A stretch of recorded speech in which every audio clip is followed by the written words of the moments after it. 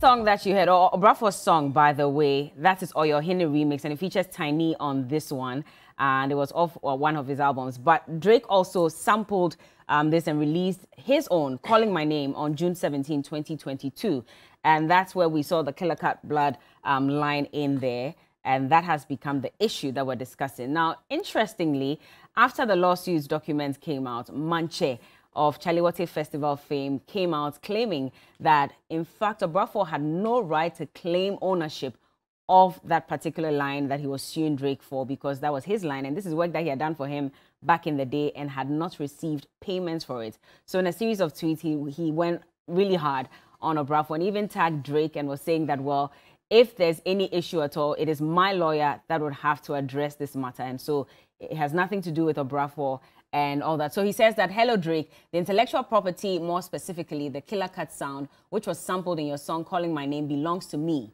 Mantse Ayikwe, and not Obrafour. And he says that Mantse Ayikwe is the voice behind the sample Killer Cut on Drake's Calling My Name, which Obrafour is suing him for. Of course, he's declared that it is his. And he says that he's not been paid a dime, not a single cent, for the work that he did on that song. And so Obrafour really should not be asking for any money at all, because even when the song came out, he had tried to reach Obrafour's team along with his lawyers to see what they can do about the situation and, you know, the way forward.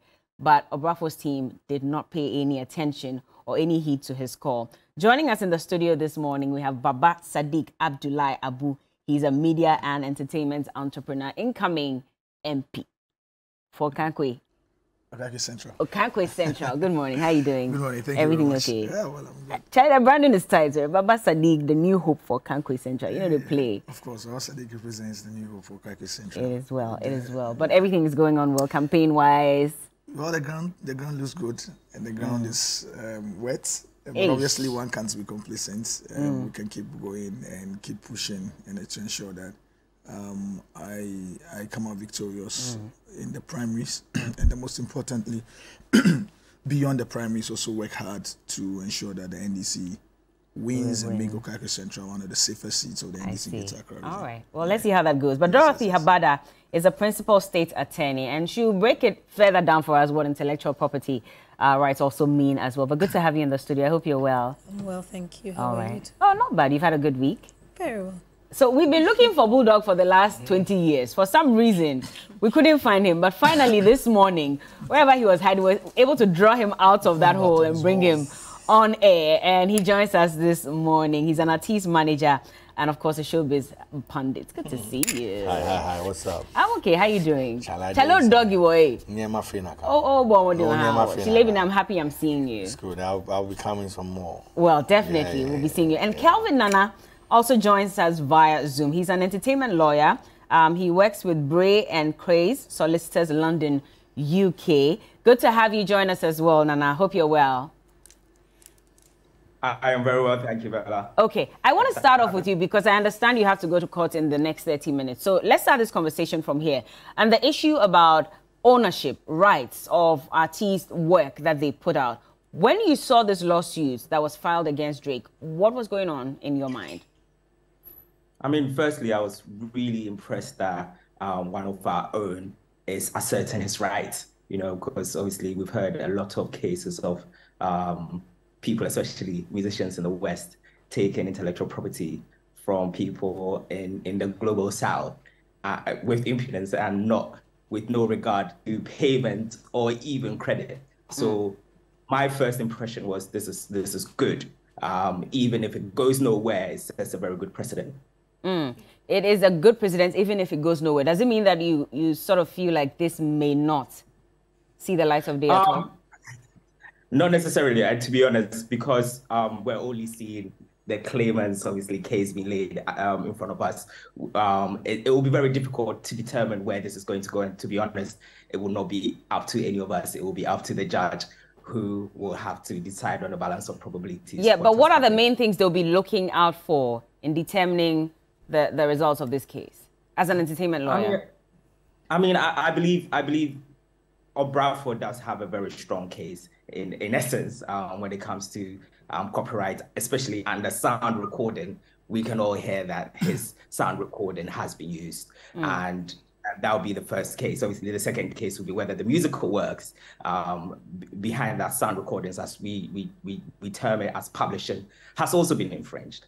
And we have the issue of ownership, which, as you rightly mentioned, Mantse is also insinuating with Obrafour having registered the copyright in New York as being his solely and exclusively. Obviously, I'm guessing what Mantse and his legal team are going to be doing is they're going to be challenging that. And that, if they do, it kind of takes away a lot of the weight of Obrafour's value from this case. But challenging it on social media as against challenging it privately, what would you have advised if Mantse's team had reached out to you? I think, to be honest, with these things, you have to make your claim at the earliest possible opportunity. And that is what Mantse is doing. Whether or not he actually has a claim, we do not know. Because at the time they were making the music, he could have been an employee, which obviously makes it work for hire, in which case he's not entitled to royalties. Or he could have actually assigned it as well to the producer or to Obrafour himself, in which case, again, he's not entitled to royalties. We do not have all the facts to determine that, but you're right. I don't think social media would take him very far. Probably he has to claim himself. All right. Bulldog, I listened to you earlier this week, and you were saying that Mantse has every right to come out and speak on this matter, even though he's been castigated for the channel with which he used to call out Obrafour. Why did you say that? I think he owns this very suit. I mean, rests on his lap. This is his intellectual property. Now, with intellectual property, whether you were paid for the work or not, you still own it. Nobody can pay for your mind. It's just like creating beats. Anybody who creates the beats, once even if you pay for the beats, you just hide the beats. You understand? But intellectually, it's the person who composed the beats who owns it for life. And that's why we have split sheets. You understand? So even if Obrafour paid Mantse for this work, Mantse owns the intellectual property. Mantse is a co-writer. You understand? So when you come to split sheets, and like the lawyer said, if Obrafour has registered this song solely for him, that's theft. Is it? Yes, to start with. Because when you go there, there are co-writers. And in the split sheets, everybody needs to make their money. Now, when we talk about writing or composition in music, it's not just about the people writing the lyrics. The people playing the beats are composers as well. You understand? So everybody in there gets a bite of the cake. You understand? And especially in this sampling, whatever it is Mantse's voice that we hear clearly. So Obrafour has no right, and Mantse is right. But if you look at page 11 of the documents, the lawsuit, it says that in connection with his release of Etitiepa, which is the album that Oyohene finds itself, it says that Obrafour registered his exclusive copyrights in and to the copyrighted work of Oyohene under Ghanaian copyright law and procedure. And next here, as Exhibit B, is an official confirmation of the copyright letter dated 18th October 2022 from Gamro. Then beyond that, he also registered it in the US as well. So he says that he did so in accordance with American copyright law and procedure as confirmed in the United States. You are saying that if he went ahead to do all this without including the other people who worked on the album, it is theft? Okay, so you see, when you're registering, we have the masters and we have the IP. Masters is the sound recording, you understand? Yeah. So that is more like mechanical rights. So anytime you sell, so let's just say Obrafour has been selling this song for how many years? He doesn't need to give Mantse anything. You know, he doesn't owe Mantse anything. But when it comes to using Mantse's voice, that's where intellectual property comes in. And when you're selling mechanical rights, you don't own it. But when it comes to royalties, there's something we call split sheets. Okay. So on the split sheet, everybody that was involved in doing the work need to have their bite. But I'm sure that at that time that they did the work, there were no split sheets. Okay. But it doesn't even negate the fact that the Mantse, whoever participated, doesn't deserve. If today there are split sheets, they should go on. Mantse needs a publisher to make sure they claim whatever it is that belong to him. As I speak to you, I'm sure Hammer is claiming royalties from this. From this. So why can't Mantse? Why can't Tiny? Why can't the girl who did the hook? Yeah. Everybody needs to. So when it comes to intellectual property, it belongs to whoever did the thing for life, whether you pay them to do it or not. So that's what it is. I think that's what we should move away from mechanical rights into intellectual property. That's where we can actually lay bare the matter itself. Okay. And that's why Mantse can come and say, hey, you don't own this thing. I see. Yes, and it is mine. Okay, I'll bring Dorothy in shortly, but let me just say good morning to Abraham Ohene Jan. He's the CEO of Ohene Media Studios. Thank you so much for joining us. But Dorothy, I mean, you really, this sits at your desk. So when we talk about intellectual property, and of course the explanation that Bulldog has given, can you break it down for us so that we can situate everyone's claim and know who owns what, who is supposed to get what at what point, all that? I would say generally that, like he said, IP is an author's rights. Okay. Or owner's rights, as the case may be.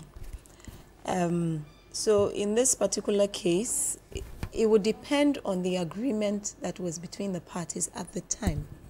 Even though copyright is an author's rights, sometimes the kind of agreements that the parties involved are into determines the outcome. Yes. So yes, we recognize that when you create, you own. But then we also recognize that those rights can also be assigned, can be gifted, they can be parted with in some way. Okay. Do you understand? So that what is left is only your moral rights, which means that you don't have economic gains at that point, but only a right to be recognized as the creator. Oh. So those are two different things. So it depends on what the agreement at the time of the creation of the work was between the parties that determines the economic bit of it. But in this case where Mantse says that he has not been paid since his voice was put on this, yes, we all are not privy to whatever conversation may have happened, but absolutely, clearly it shows from his tweets that he was expecting some compensation and that didn't happen. Yes. So can he make his claim based on just the fact that, you know, there was probably some agreement that he was supposed to receive some money and he didn't? Probably, but like you said, we all don't know the backstory.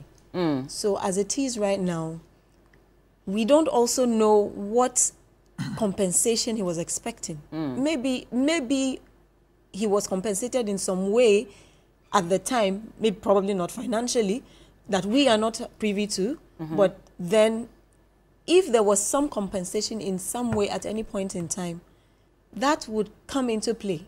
Do you understand?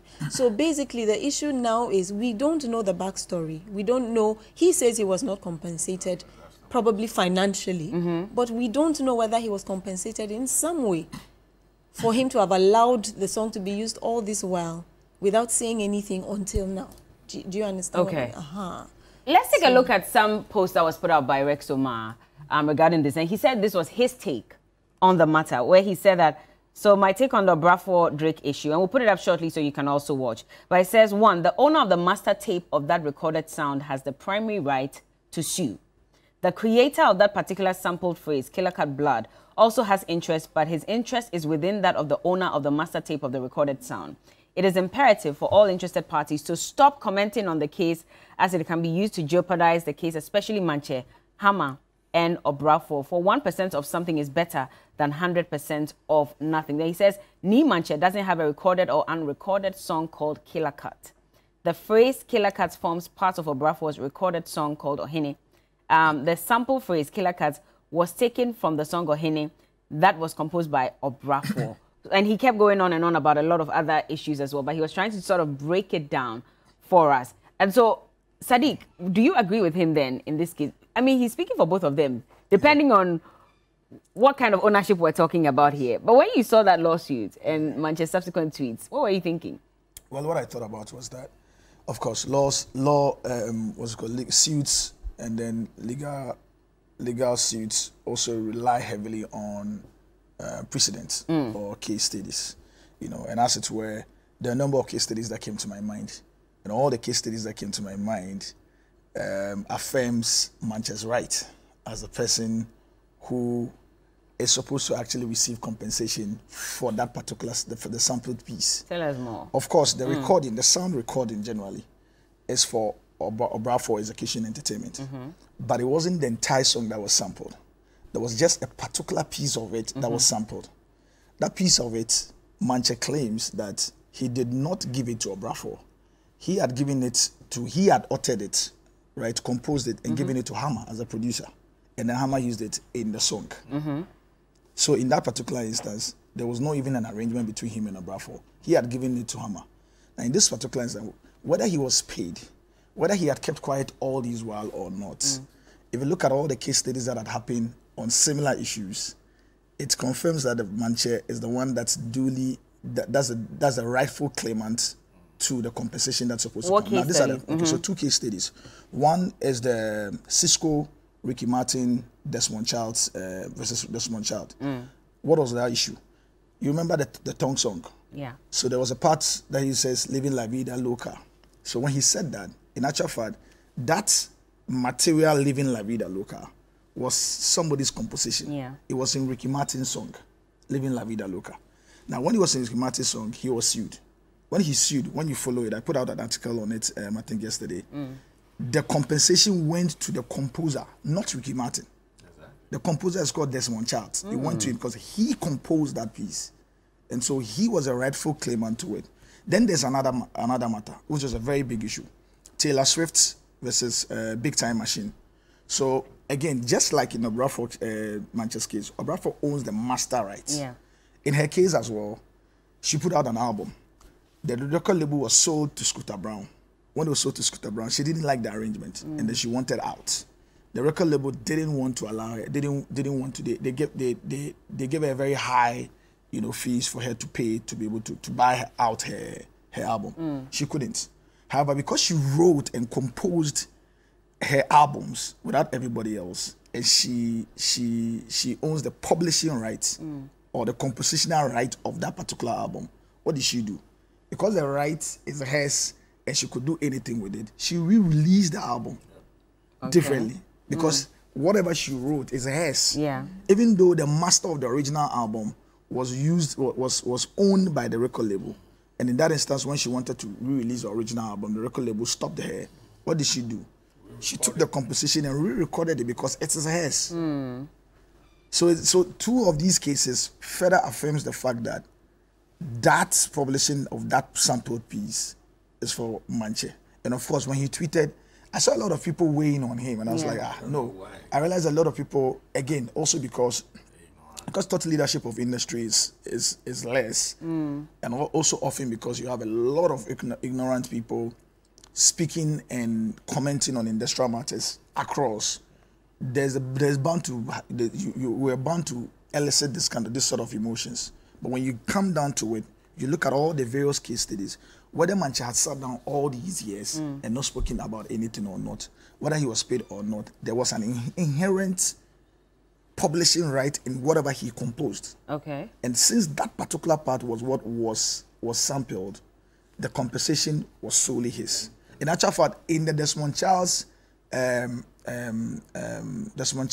Cisco case study, the label couldn't. It was his publishers and the composer's legal team that actually reached out for compensation. Ricky Martin couldn't have. Yeah. The label that released Ricky Martin's song that owned the master rights couldn't have. So unless Mantse actually waves it off and says, okay, well, I'm giving Obrafour permission, in actual fact, following all the case studies, Obrafour didn't have any right whatsoever to actually seek for compensation on his own. He didn't have a right. He didn't. Not at all. Take a look at all the case studies. Just to add on, He didn't. Go back and check Mantse's tweets. Yeah. This case came up last year.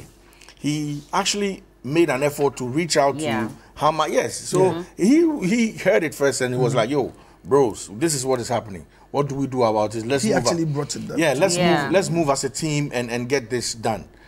Nobody mind that, man. Then Obrafour moves in to do this. Yo, I think he felt betrayed by the fact that even though he was the one to sound the alarm, and then try to get them to come together. He could have just done what Obrafour did last year by himself. He needed not to and consult nobody. He would have been right. And he would have had the right to go ahead and he sue didn't it. need to speak to Hammer, he didn't need to speak to Obrafour. This is his. But he actually contacted these two individuals. And now, Obrafour, if you want to take a case, you just go behind Mantse and do that. No. You don't do that. I think he felt betrayed by the fact that Obrafour went in to try to register the song, which is not bad anyway. Yeah. Could he have done that because he felt the obligation, because the work doesn't stand on its own. It's involved in something. So for him to want to take a step, he needed to consult with. Probably that's why he made the move to get in touch with them before. So on his own, he could not have filed a lawsuit. Let's bring it. He could have, just for that line. For all the case studies that has happened, that provides precedence for this particular case. He could have. I cited the Desmond Charles issue. In the Desmond Charles incident, he, not Ricky Martin, not the record label that owned the masters, actually filed what for. he's saying actually is that if there's an author of the word Killer Cat, Mantse will not even get the money. It will go to the author. The composer of it. Yeah. Okay, wait, let's bring Abraham Mohene-Jan in this quickly. So that issue about probably the fact that Mantse did this and gave it to Hammer. And maybe, just maybe, there was no conversation between Mantse and Obrafour at the time when this song was being composed. Probably was Hammer that gave it to him. From where you sit, who then would have a case over the other? Abraham. Yes. Morning. Good morning. Good morning. Good morning. I hope you heard me earlier. Right. Yes, I did. I wasn't sure whether you were talking to me or you were talking to I was. Please go ahead. Okay, please, can you repeat what you were saying? Because I was saying that in this case, per the conversation that we've had, who has a case over the other? Could it then be that, Hammer also needs to get involved in all of this and sort of explain, because we are not sure if there was a conversation between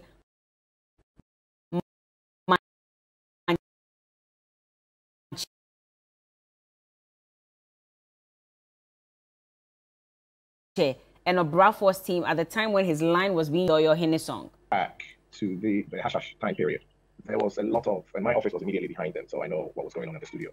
There were lots of lots of people doing stuff without any agreements. Everybody wanted to be recorded by Hammer. People were in the studio all the time doing all sorts of things. And I don't think that there was any specific agreement at that time. That's not the only song that Mantse has his voice on. Yeah. Hammer has used Mantse's voice on several tracks. And I think even on his compilation album, he used Mantse's voice. The thing is, Rex, in a way, is right. I'm not an expert when it comes to this, and I think that we are speculating a lot. We need to be really careful. One, how this looks on the industry in Ghana. It's gone too public. As an issue, it shouldn't really be in a public domain like this. It's something that should be dealt with by lawyers in the background, because it doesn't look very favorable on our industry here. The other thing is, if Drake had used somebody's voice to say the same words, I'm not sure whether the phrase "killer cat blood" didn't exist before, and that Mantse could have a stake in that. So we now need to look at, okay, so are the written words specifically Mantse's original creation, or has somebody else said that before? Killer cat blood is something that is used in the UK a lot. What's up, blood? That kind of thing. Killer cat I've heard before, right? So are they original creations by Mantse? The second thing is that the sample is specifically from a recording that has been registered by Obrafour. Yeah. Right. He didn't re-record it. He didn't have Mantse redo it. It's taken specifically from a particular CD. Right. So there are lots of things going on here. Plus the fact that Mantse has sat on his rights for many, many years. And that's a legal issue as well. If he's allowed, if you have a claim to something and you allow somebody to profit from it for many years and sit on your rights, I'm sure the lawyers can attest to this. Yeah. You will lose your claim. So he's used his voice. Drake has used Mantse's voice. That could be a certain specific legal case. Yeah. But with regards to the sample, it comes specifically from a song registered by Obrafour. There are lots of legal things here. And like I said, I'm not a lawyer, but I believe that we're speculating a lot. And maybe we should kind of like pull back a little and let the lawyers handle it. Go back and let the lawyers handle. And there's something that you said that I'd want Lawyer Nana to just speak on briefly because he has to go. But that issue about sitting on your rights and your claims for so long and the fact that you could stand a chance of losing this claim if you should go to court years later. Is that really true? Yes, that's absolutely true. And even then, once you come back to try to relinquish your right, the best position you'd be in is what the statute of limitation gives you, which is 6 years back, I think, in Ghana, and in the US, where obviously this case is being held is going to be 5 years. Okay. So yes, he has to make that legal claim that he hasn't acquiesced his rights to Obrafour. And obviously, if I'm a judge sitting between this and I had to decide on the balance of probabilities if it has been done or not, I think I'm more likely to rule in favor of Obrafour. And also to mention something with regards to what Sadiq was talking about, I think again Rex and Mr. Abraham, I think they're on the money on that.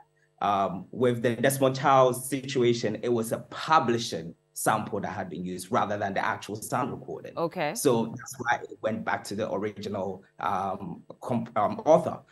With Taylor Swift as well, again, it was a sampling issue rather than the master. With this particular suit, we're talking about the sound recording and potentially also the publishing. So yes, Mantse can have a claim on publishing alone, standalone by himself, but he wouldn't be able to have a claim on sound recording as a standalone by himself. I see. He'd have to jointly do it with Obrafour. And as we always say, he owns a piece of the whole, not a whole of his piece. Could they go back and work together as a team so they can also sue as a team? Will that make their claim even better? Of course, that makes the claim stronger, and obviously that takes Obrafour from that a situation where he's having to prove ownership. So that will make, obviously, streamline the whole case for both parties if they can partner up and do it together. So at the moment, if it should go to court, the judge can strike it out and say, go fix your rights issues first before you come back? There's a likelihood that's what will happen. Yes, okay. I mean, that'll be the first thing Drake's and Universal will be pushing for, to say we're not sure who the owner is here and the ownership is in contention. So until that is resolved, you shouldn't be in court. That will be the first. And then the second thing is also a jurisdictional matter. Obviously, the copyright is a sound recording from Ghana. They have registered it post-infringement in New York. Most of the defendants are based all over the world, but very few of them are based in New York. So there is that jurisdictional matter to handle as well. And I see. Obviously, the elephant in the room is how excessive the amount they're claiming is. Oh, it's too much? Yes. Listen, some of us were hoping it would be like 50 million because we were all claiming a cut in it. But $10 million is too much to file for? Well, if you look at the record we're talking about, which has made about 50 million streams on Spotify, maybe in general about 100 million streams. If we were to quantify that in quantum, probably made about $100,000 to $150,000. It makes it very difficult to claim. Can I come in on this? Okay, Abraham. Well, let me just wrap up with Nana. I'll let you come in shortly. Nana, you were landing. Yes, so I mean the issues of damages to brand and stuff like that you have to obviously bring into consideration when deciding quantum, but I think it's going to be very difficult for any judge to justify that price tag. Interesting. Well, thank you so much, Kelvin Nana, for speaking to us. You're an entertainment lawyer with Bray and Cray Solicitors London, UK. He has to go to court, we're told, so he has to go. But Abraham, you wanted to come in on the amount. Yeah. Yes. Okay. The thing is that it's not really directly related to, I mean, these sort of cases, if you look back at them, it's not really directly related to how much that particular song has generated. often they look at the potential and they look at the size of the artist and their income and, you know, all sorts of things. And so if you say that maybe the song has made 150,000, just that particular song, and that, you know, the lawsuit, the figure should be a certain amount, it wouldn't be right. I mean, the judges, I don't believe, look at specifically how much that song has made. Drake is an artist that brings in hundreds of millions every year, and he has infringed on somebody's right. So I don't think they're going to look specifically at what that song has generated. Okay. Well, I mean, like I said, the best thing to have done in this case, because Tracy Chapman's case against, and I think Nicki Minaj ended up around 400-something thousand. The best thing to have done was to deal with this, you know, basically backstage. You'd probably get more money, because by the time you are compensated, most of that money is going to go towards legal fees and probably walk away with very little. But if you had sat at the table and they had sat quietly with Drake's label and worked something out, they might have walked or may walk away with much more and without all the legal fees. All right, we'll cross over to 3FM Sunrise. They are currently at Mantse, just briefly to see how the conversation is going with the constituents in there. We'll come back and continue the conversation, so please don't go anywhere. There's a lot to munch on. We'll be right back.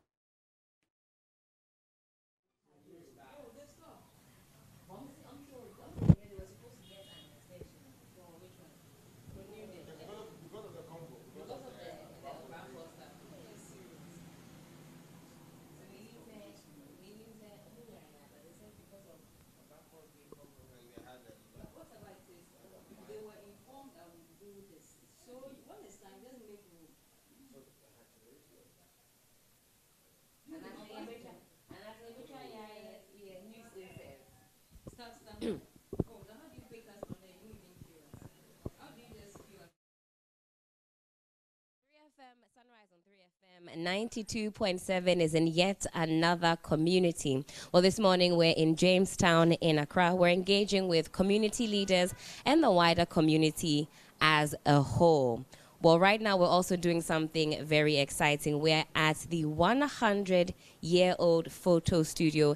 It's the Deogratia studio here, again in Jamestown. We're going to be engaging with Mrs. Kate Akushika-Tamaklo and also Mr. Tete, who is a historian and archivist, to talk to us about some of the photos that we're seeing here. Jamestown is a thriving tourist hub full of rich history, rich culture, and we're delving into that this morning. So Mrs. Kate will be speaking to us, or Akushika, this morning. How are we this morning? Very well, thank you. Congratulations for preserving this place for over 100 years. In fact, by November this year, you'll be 101. Why is it important for us to preserve a place like this for another 100 years? The studio has so many photos, more than 50,000 photos, and I believe they have the Ghanaian story. So I find that very important, you know, to be able to tell the Ghanaian story that most of our young ones don't know. We cannot afford to miss out on that. Now, something interesting that we discussed off the record just before we came on is that when older people come in here and they take a look at the photos in here, it takes them back in time. They think, I remember this time, and that is the type of culture that we should be preserving. But also the young ones need to take advantage and learn about the history. Exactly, that's very true. When, like you said, when the older ones come in, they look around and it's like, wow, I remember this place, what it looked like, wow. Now it's all in shambles, you know. But the younger ones, you know, they try very hard to remember it from their history books. But then I also realized in our history books, some of the photos don't look very good, you know, and I believe we have those photos that can support our history books. And in fact, today, if somebody walked into Deogratias, they couldn't get their picture taken. Some people get dressed up, you say, and take advantage and have some photos taken. Oh, yes. The studio has never shut down. So anytime you walk in, we always have our dear Charity who takes the photos ready to have your photo taken. Amazing stuff. We'll be speaking with Mr. Tete very shortly, but I know there's a picture here that is to our left that you wanted to speak to a little bit. There are some interesting characters in this photo. Give us a bit of a history lesson, Kate. Oh, yes. This is a photo I love very much. You know, I always showcase it because of the way they were dressed. But then along the line, somebody did identify them. And in the photo happens to be the mother of our late Nat Amatefio. And she's right here. And then we have the mother of Mr. Nylander. You know, and the family was able to identify them in this photo, and I was over the moon when I found out. That is very interesting, and you can come in and get involved in all of the rich culture. But as I also mentioned, Mr. Tete is here. He's a historian and archivist, and we'll also ask him to talk to us a little bit about the history of some of the photos that we see here. Mr. Tete, good morning to you. I hope you are well this morning. Come closer for me. How are you this morning? I'm fine, thank you. Thank you so much for joining us this morning. And you're a historian. You have a lot of information. We can't afford to lose you because otherwise that knowledge will not get passed down. Do you think enough is being done to ensure that the history gets passed down to the various generations? I think there are some challenges, even though efforts are being made. And so it's appropriate that we are here this morning, and then I'll take you a little bit back to time to put Jamestown in perspective. Then you understand the pictures better, right? And that's what I'm going to do. All right, so then give us a brief, give us some Jamestown history, and then we'll talk about some of these photos, please. Okay. Now, around 1620, 1630, a company was formed in the United Kingdom called the Company of the Royal African Company was formed in the United Kingdom by King Charles II. And the mission was to come to the Gogos and then purchase African slaves. No, the contract was that the company should supply 3,000 African slaves annually to the British colonies in the Americas and the West Indies, because that was the time that they needed slaves to work. Right. So the company came down here. And when they were coming, they passed through Nigeria and then bought some slaves from the place called Alada, which was in the area called the Slave Coast. So they brought these Nigerians here as their slave servants to come and help them to undertake the projects that will be used for the purchasing of the slaves. Right. So when they came, they got the land from the people, the native people called the Sempe people, right? And that is where they built the James Fort, and then they built the governor's court, the governor's courtyard, and then the Accra port for the transportation of the slaves. Right. And I think some people don't even know that there was once a port here. People think of just Tema. They don't even know to think of Jamestown. Right, right. So the first port was actually built here. It was known as the Accra port. Some people prefer to call it the Jamestown Fort, Jamestown port.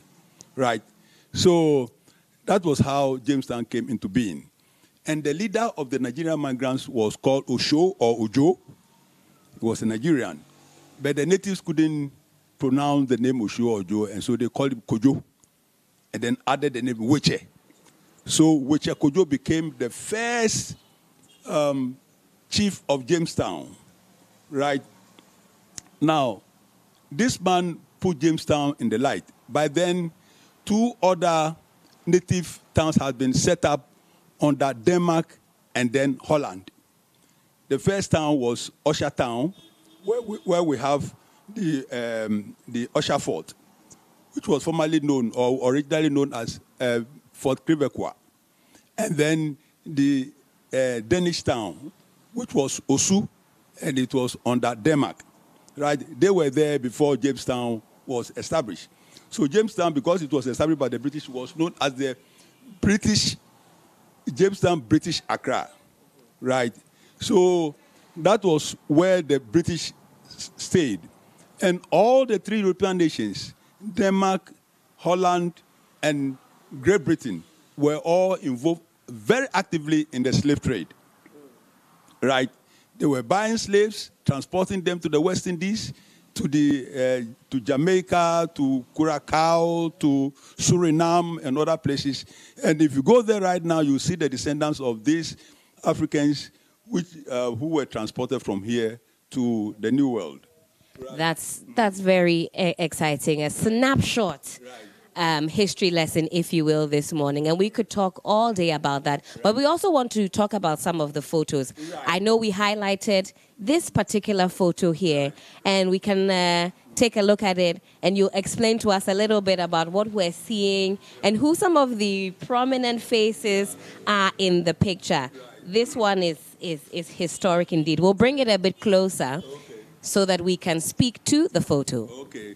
Now, between 1914 and 1918, or 1914-1919, that was the First World War.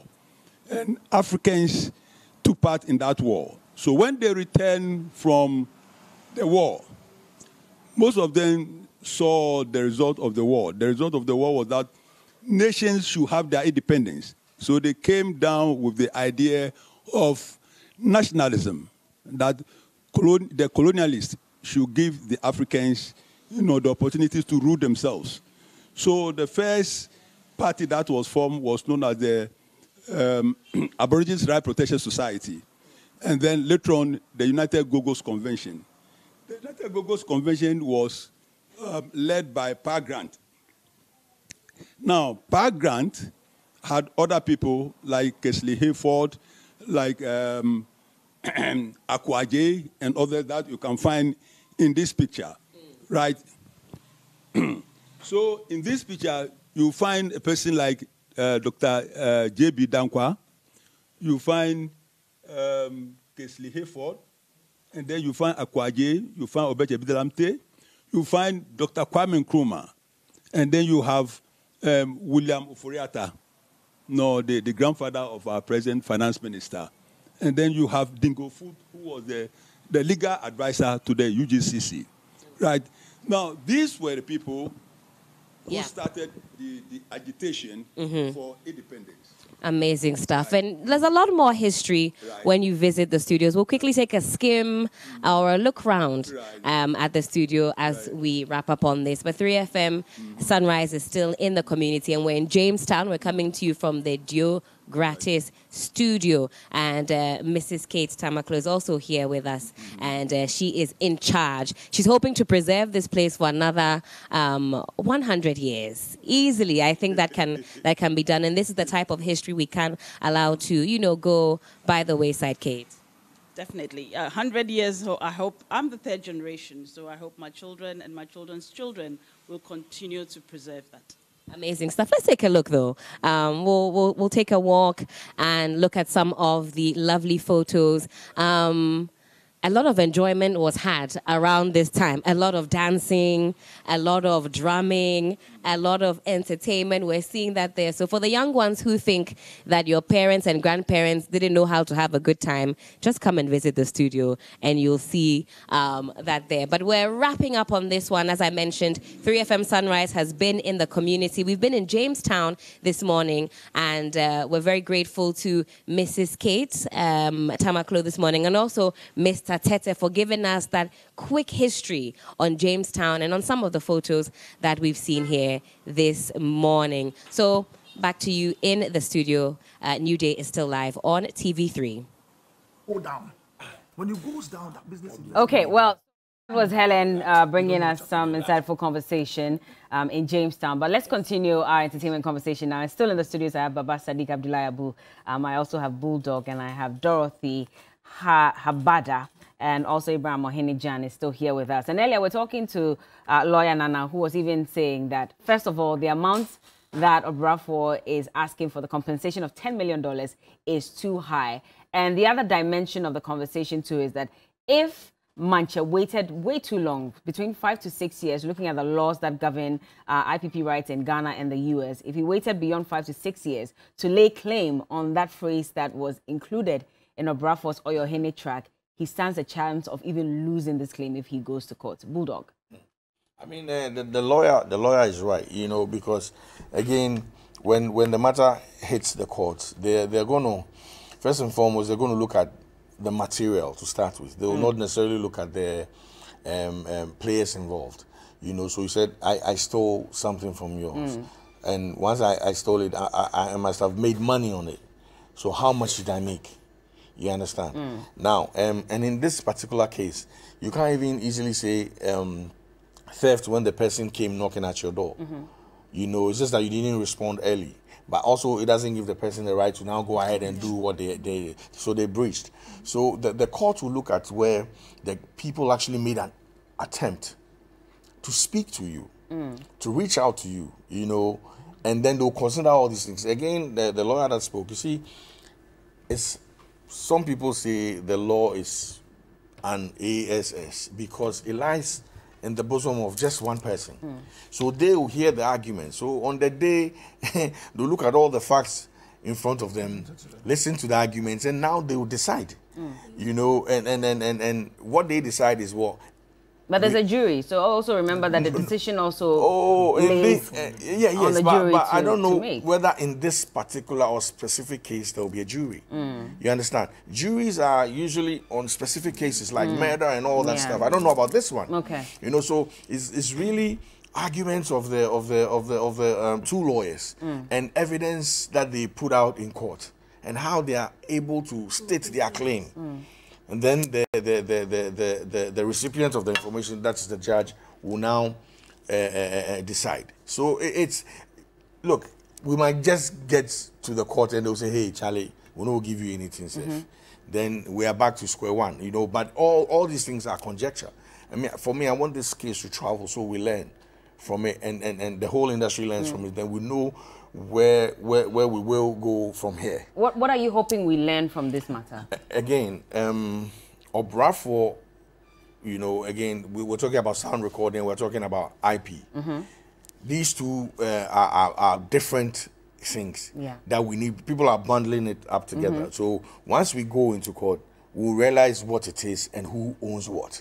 And whether, like, again, the $10 million, look, to start with, America won't allow $10 million to come to Ghana easily. Yeah, but if we make our claim and we make it right. Oh, well, they won't. $10 million is not small money. You traveled.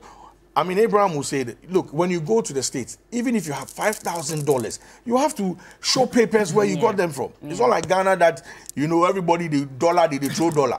So to carry that money, they won't allow, they'll do Uncle Sam will find a way to let you come and spend the money there. So that's also a factor, you know. I see. But then if that's the case, and I'm also concerned about what we should learn from the industry, because clearly we really don't understand what intellectual property really means for a lot of creatives. And it's a conversation we're even having off air as well. That for a lot of us, we get into the industry, we're so eager to blow or to be recognized. So we do things for free. We allow people to sample our products without even claiming. Because you go and claim to, they'll say you're too known. So because of that, someone will sit on your shine and not allow you. How should we be going about some of these issues? First and foremost, the laws are there to tell us what rights we own.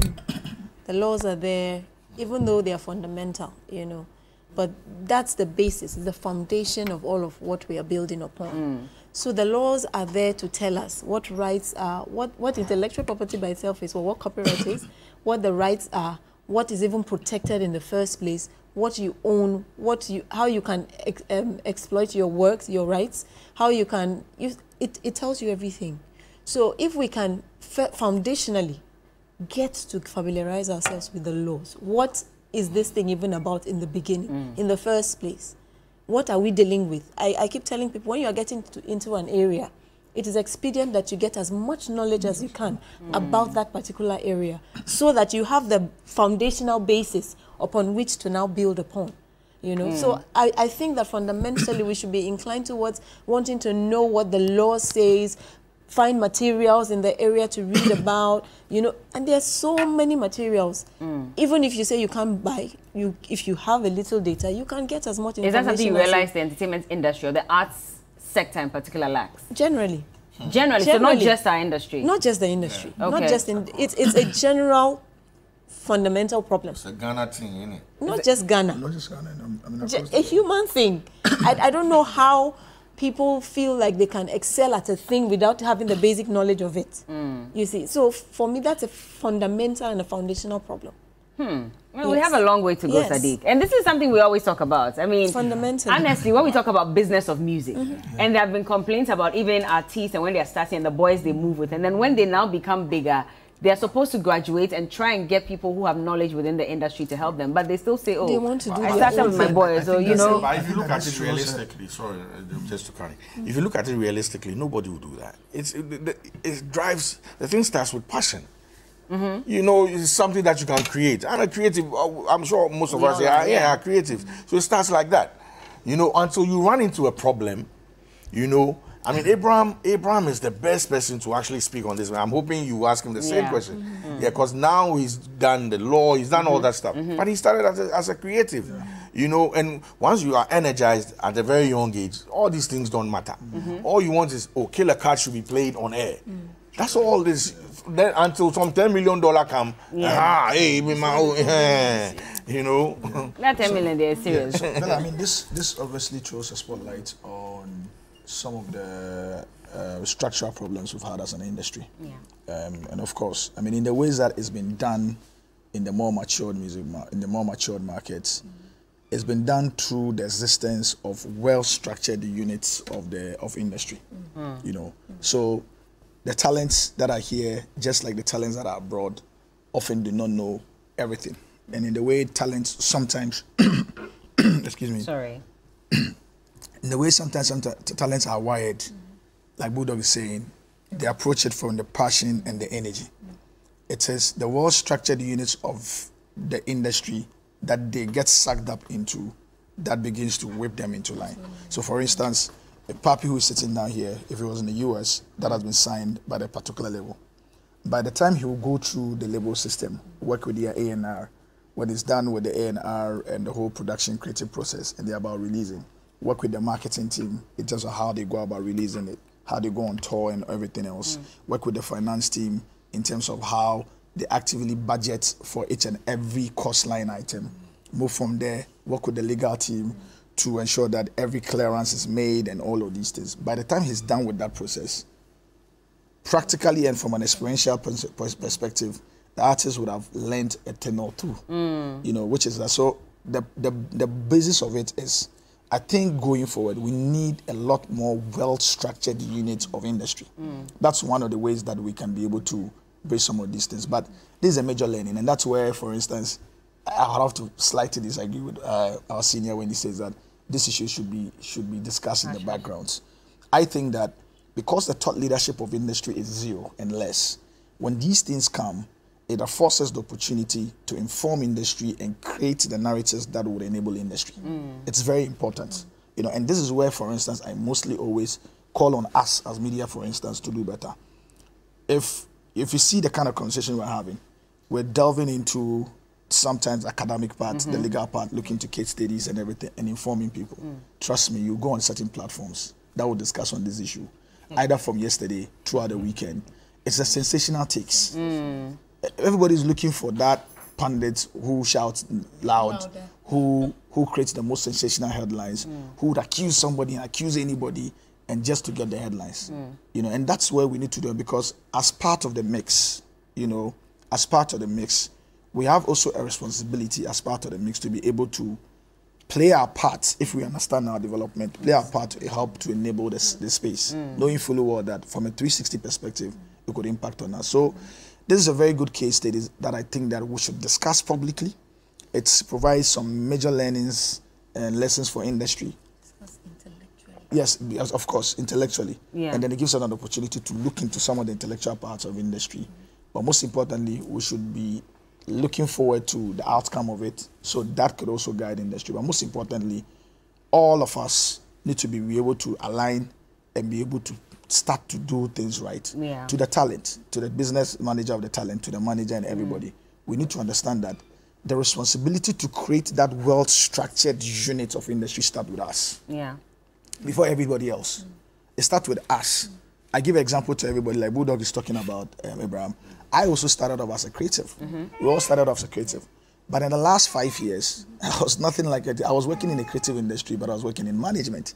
I was doing finance. You were doing because it had become important for you to do that to ensure the sustainability of whatever you're doing. So for everybody else, it's either your team upgrade, you get them to upgrade, or you fire them and move on to find somebody that can do that if you want to. Yeah. We've got, other than that, we risk talents coming and going quickly. Of course, talents come and go. They won't stay on top forever. But the pace at which they come and go quickly, it's disturbing and worrying. Yeah. But part of how we can stem this tide is ensuring that on our own, as everybody that's in the chain, making sure that we are well structured from our mindset, from the way we approach the business and everything else. And not obviously maybe in top of the school, off air, Anita has been speaking about something. Yeah. Almost all the creative schools that are in Ghana, there's a need for us to add the entrepreneurship and the business or commercial part of it to the training. Yeah. Most of us that went to communication school, we come out from communication school just trying to be communicators, journalists, public relations person, or anything like that. You go to NAFTI, it's the same. You go to the graphic design unit of KNUST, it's the same. You come out because primarily you have to be trained to be a creative. But if there's this other part that is brought in to us, the business part of it, it would help to begin to realign everybody's mindset so that by the time you are done from school and you are in industry, you would have that analytical mindset to be able to structure yourself, structure the media business that you started with, and then you move on from there. Let me bring Abraham in so that he can also respond to this one in particular.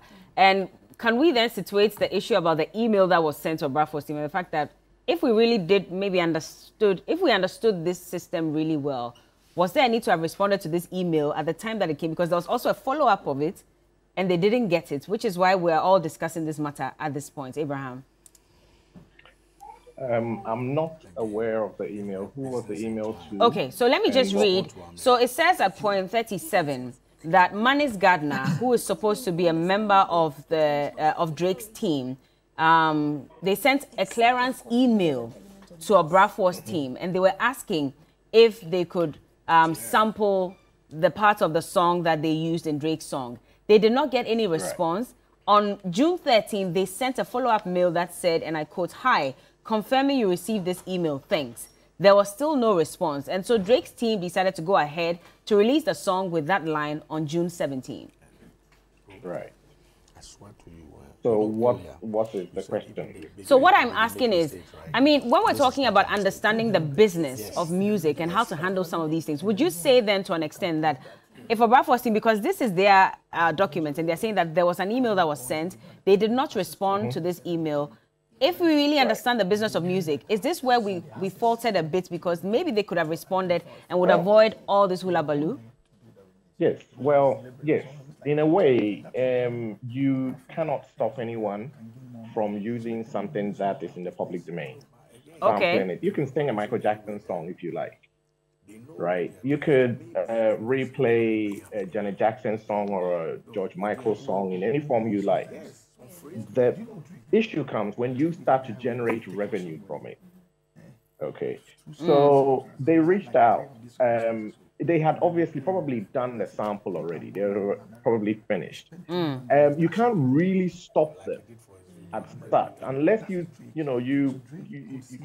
sue them and prevent them from using it. It's a job. It's a piece of work in the public domain, and it can be sampled. It can be replayed. It can be used in other ways. Sometimes there's even something called fair use, right? Which can come under, like if you're reviewing the song or something like that.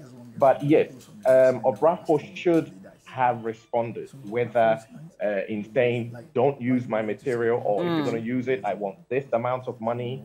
There should have been a response. And I think because there was no response, they went ahead, because it's a piece of work in the public domain. They went ahead and used it. I believe the sample is also quite short. There's also some rules about the length of sample that one can use from a song. I'm not too clear on that. Okay. But I mean, yes, you're right. I mean, by not responding, they have opened a can of worms. Exactly. I agree with Sadiq that there is a lot of education to be done in our industry, and it's not just this industry. I mean, look at ownership generally in this country. Try buying a house in this country, and you find that the paperwork behind the house, I mean, it's a mess. It's not just music. The fact is that as a people, we don't really do the right things when it comes to the ownership of property. Yeah. Right across from buildings, vehicles. There are people driving vehicles that they bought from other people that they've never changed the ownership. Yeah.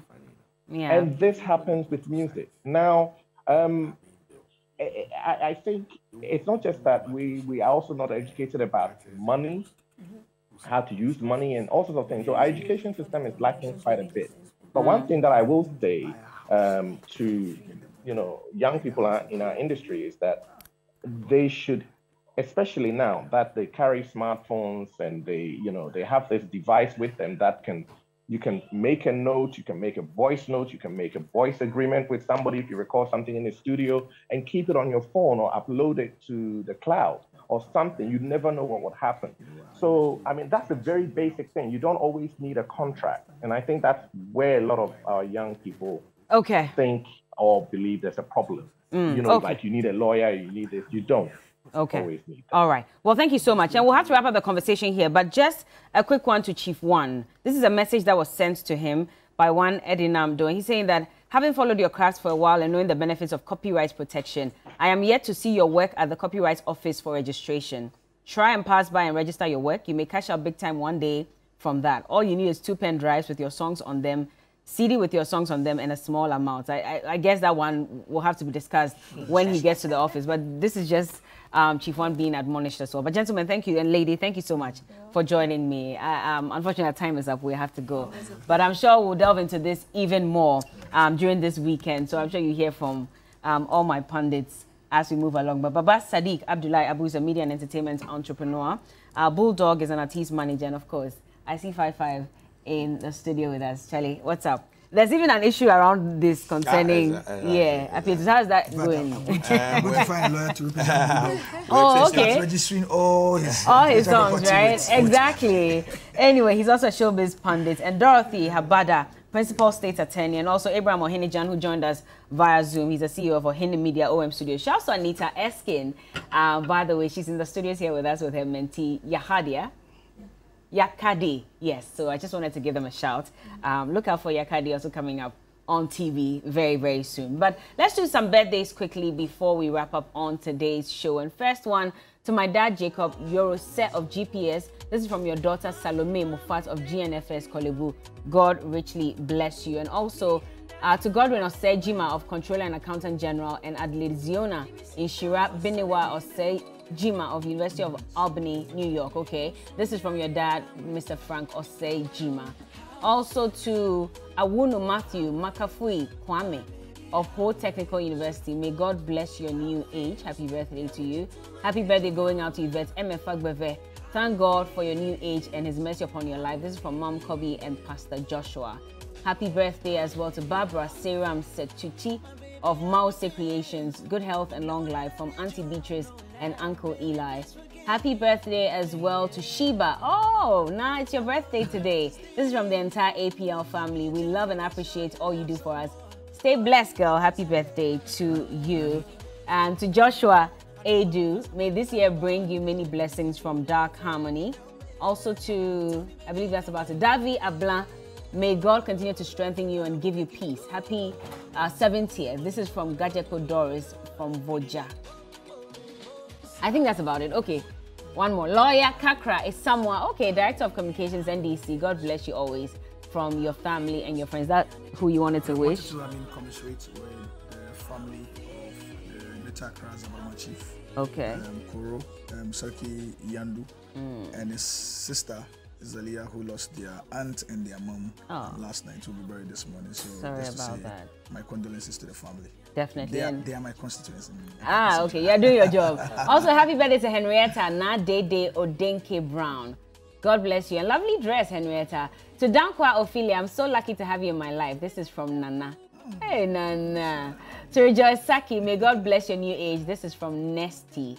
And Reverend Francis W. Obin, General Overseer of the Keepers House Chapel International. This is from your son, John Hammond of the Helpers Arena.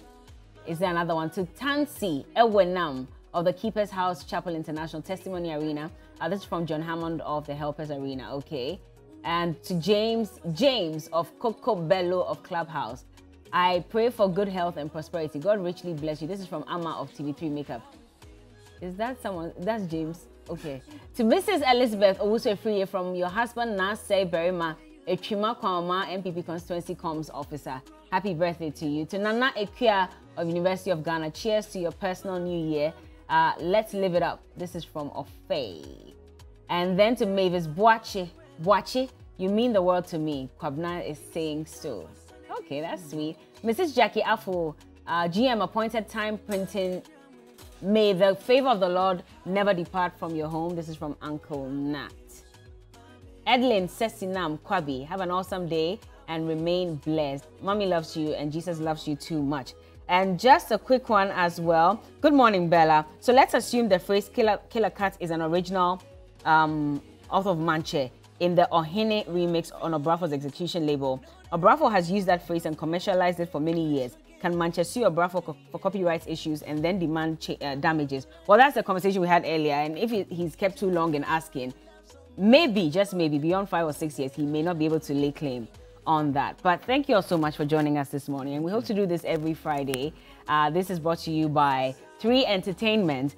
And of course, shouts to Purple and Concepts Warai for putting this together. I really appreciate it. So we'll bring you parts of this conversation in the news subsequently and on social media, so look out for it. But thank you for watching. For myself and Roland, and of course AJ, who's been with us from the beginning of the week. We'll see you next week. Enjoy the weekend. And congrats to Efua Kisinyami, who is now going to be Mrs. Ashong. She's getting married today to my good friend Niama Ashong. Congratulations in advance. We'll see you in the afternoon.